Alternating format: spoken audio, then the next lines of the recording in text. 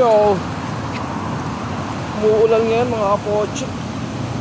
Pero ngayon wala. Kanina basang-basa yung kapaligiran.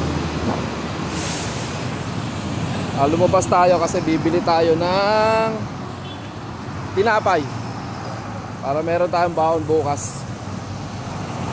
Tingnan nyo ha, nalakaran natin. Diba? Ano? Okay. Diba? Bukas panigurado yan. Pahirapan na naman sa pagpasok. Hindi, ang gagawin natin bukas, magbabaon tayo ng ng medyas tsaka tawag dito. Papasok tayo ng nakatsinelas, tapos babaunin lang natin yung sapatos natin. At panigurado yan, basang-basa na naman yung medyas at sapatos natin yan. Nung nakaraan kasi ganun Although meron naman na tayong payong, kaya lang, di ba? Syempre yung dinadaanan natin putik. Kaya babaunin lang natin yan. Yan ang hirap kapag umuulan ngayon dito Maputik yung daan. Tapos di ba, sira nga yung natin, service natin. Kaya lakad tayo. Kaya yun. Lakas siguro ng ulan kanina basang-basa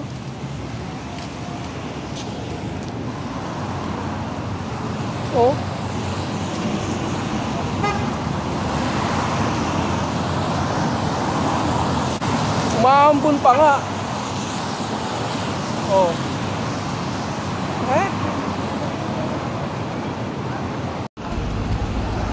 Pero sa Pinas, di ba? Napagkainit.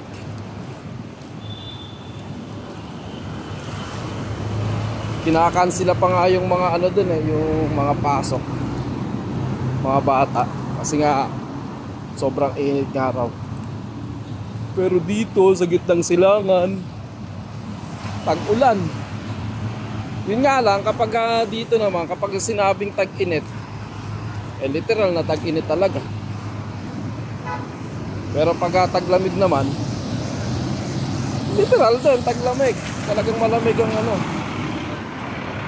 Pero kung akong papipiliin, mas gugustuhin ko ang taglamig ng klima kaysa sa tag-init. Mga taga Middle East, alam nila yan.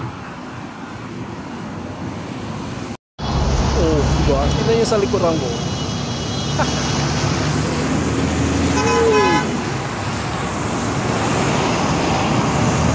Ngayon lang tayo lumabas simula kaninang maga. Wala tayong ginawa maghapon, kundi nag-movie marathon lang. Kaya hindi natin naalalaman yung lagay ng nasa labas. Ang lakas ng ulan. Basang-basa ako. Mukhang sarado pa ata yung magbibilhan natin Mamaya pa ata magbubukas yung mga sakyan. Tingnan natin sana bukas para hindi masayang yung lakad natin. Tinapay ba? Tinapay. Yung malalaking buns yung bibili natin. Ay, bukas. Buti na lang. Negative mga kapochi, sarado. Akala ko bukas Wala tuloy tayong baon bukas na tinapay.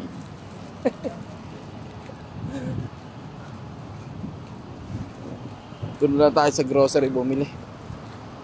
Yun, tiyak, sigurado yan. Bukas yun.